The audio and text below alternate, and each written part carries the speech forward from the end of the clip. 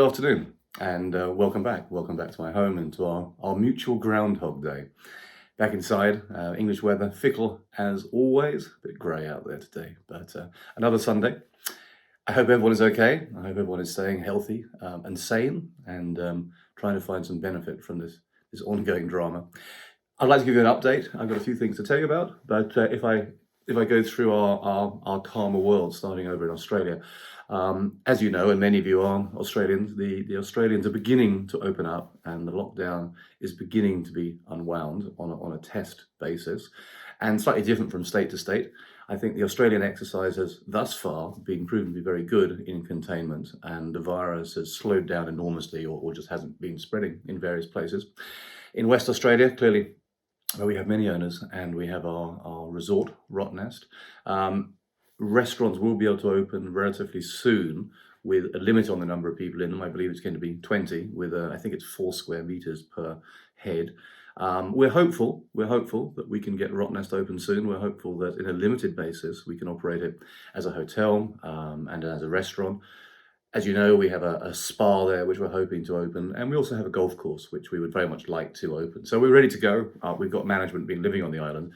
The West Australians have been using Rottnest as a quarantine zone, but we believe that's going to come to the end now. So hopefully we can get that open in a limited way in the short term. Although clearly Rottnest, West Australia is still going to be closed to the eastern states and obviously definitely for international traffic. But at least there's a glimmer of hope and movement forward there in Australia. Up in Bali, well, Bali continues to be strange, bizarre. You would anticipate that there'll be far more cases of coronavirus on the island, and whilst people can say they're not testing, people aren't dying, and we have many staff there that are going to the hospital for routine surgery or routine checkups, I should say. And there seems to be no evidence of much coronavirus on the island. It's obviously locked down. Indonesia does have incidences of coronavirus, clearly in the main cities, in Jakarta and Surabaya. And the lockdown will continue till the end of this month when Ramadan ends.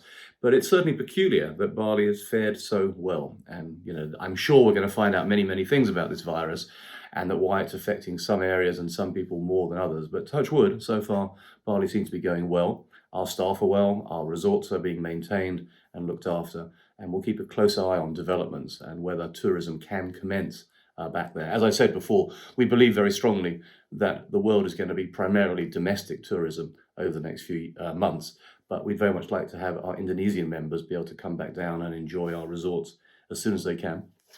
Up in Vietnam, they've also done a reasonably good job so far in containing the virus, and our resort there is ready to go for the domestic market, and there are beginnings of movement in Vietnam. There is still a lockdown, but again it's opening up, and the same is true in Thailand. We anticipate there will be some domestic tourism from some of our Thai members who will want to come to our resorts in Chiang Mai and Phuket and in Koh Samui. But we're on a watching brief. We're ready to respond and react at a swift notice. We have the key elements of the resorts in place, so as soon as we can open up, even if on a partial basis, they will be open. And as I keep saying, we think it's primarily the domestic tourism in those places which will rebound first. India is clearly interesting. I mean, India is, there is a rise in the cases in India. As many of you, our Indian owners know, the lockdown has got about 10 days yet to go. It's hard to see how the Indians can continue to have lockdowns for a country of 1.2 billion people. I just don't think it's going to be feasible to have lockdown after lockdown. The economy will just be brought to its knees. Goa is, again, like Bali, a very fortunate or whatever situation. There isn't much coronavirus in Goa. It's been very protected. It's in a zone of low infection. Clearly, many of our owners are living in Mumbai or Bangalore or Delhi, and so the issue will be if they can get to the resorts in Goa because of restrictions in those cities. But again, the resorts are ready and waiting. We're consolidating at Hatti Mahal. So Hatti Mahal does have clients in it who've been stranded there with the lockdown, and we also have some members of staff that are living there. The resorts are all ready to go, but we anticipate that probably Hatti will open up first when there is demand from owners and clients to come on down there. Europe, in Germany, they have actually given a date when the hotels can open in Bavaria. of the end of this month. It is, however, subject to the infection rate not rising, and I did read literally this morning a troubling news that the R rate, the infection rate, or the rate that people are infected by one person that has the virus, has gone above 1. And so clearly there are some concerning signs there that they may reel back that opening up of the lockdown. But we're working on the fact that it will be open. We're working on the fact that we will have a limited hotel operation in June, primarily servicing the local market of Bavaria, from Munich or possibly further afield, maybe Stuttgart or somewhere. But again, it's ready to go, and we'll respond as swiftly as we can. I don't know about the rest of the European operations, Italy, France, and Greece. Again, the resorts are there, ready to go. We'll just have to see what happens with governmental guidance and advice and tourism. And one thing I'm very concerned about, to be candid, are the suggestions that here in England, the government is going to put in place a mandatory 2-week quarantine for anyone, whether they be foreign or they be British, that returns into the country. I struggle to understand why this is the right time to do this. It does strike me very much like shutting the stable door after the horse has bolted. I mean, I would be fascinated to hear the logic why it didn't make sense doing this months ago when the virus was growing. And equally, I'd be fascinated to understand why, if the scientific advice is we should do this, why not do it now? And why wait until June to implement it when every day something like 40 planes fly overhead and land in Heathrow? Clearly, if it does happen, and we don't know yet, I think we'll know this evening when Boris does his speech, if it does happen, it will be pretty cataclysmic for the airline industry, because I can't see people wanting to go and take a holiday or a business trip and then come back and spend 2 weeks in quarantine. Equally, from our point of view as a company, it would be extremely negative, because if we can get hotels open in Germany or in France or in Italy, I very much want to personally, and my managers need to travel and go and set things up. And if everyone is faced with a 2-week quarantine every time they go for one meeting for one day, then clearly things become very difficult. But whatever, we shall see, and we shall respond accordingly. I'm sure we'll know more this evening. Those of you that aren't in England, we have a speech tonight from Boris, and we shall see what elements of lockdown, amnesty, for want of a better word, will occur. Very little, I expect. I'm kind of resigned to the fact that Groundhog Day will continue for quite some time. Let me tell you a bit about our new product, Nomad, because I've had a lot of very positive responses. As you know, we want to respond to the fact that tourism, we believe, will be quite domestic in the coming months. And clearly we have many members in Australia and New Zealand and in here in the United Kingdom, and we don't have that many resorts there. So what we've been doing is putting a program together called Nomad, where essentially we've gone to operators of campervans, and we are bulk buying, to be candid, in the short term inventory from them, room nights from them. We're going to repackage it, and we will be offering it to our members that will be able to go on holiday in Australia in a campervan, in New Zealand, because we also believe the Trans-Tasman corridor will open up, which means that people from New Zealand can go to Australia and Australians can go to New Zealand. So I think it's a very attractive product, either to do in your own state or interstate, or in New Zealand or Australia, or vice versa.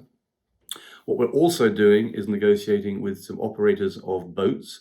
And so the same package can allow clients to also spend some time on boats, whether it be on the ocean or whether it be in lakes or the rivers like the Murray River in Australia. And in the United Kingdom, we're also negotiating with canal boat operators so that clients can spend a holiday here in the United Kingdom in a motorhome if they wish, or on a longboat going down the Norfolk Broads or the canal system of England. And I think this will be very popular. I think it'll be a fun holiday. I mean, to be totally candid, I'm booking myself on the English trips and making sure I've got inventory for myself. And I know from the times when I've lived for many, many years in Australia, I had many fun trips in a camper van with my children, and camping out in the bush and proving what a terrible barbecue chef I am, whatever. So anyway, you'll hear more about that. We're going to be offering that to our owners first, and also we'll be doing some sort of trial membership packs to invite new people that aren't currently members to test the product. And based on the appetite of our clients for it, if it works, we'll go forward and we'll buy our own camper vans or our own boats, and we'll develop a new line of business, because I think you always have to adapt and evolve. And whatever happens, I do feel domestic tourism, although it doesn't replace possibly the international scope, will be with us for some time. So we'd like to have a nice product that works with that.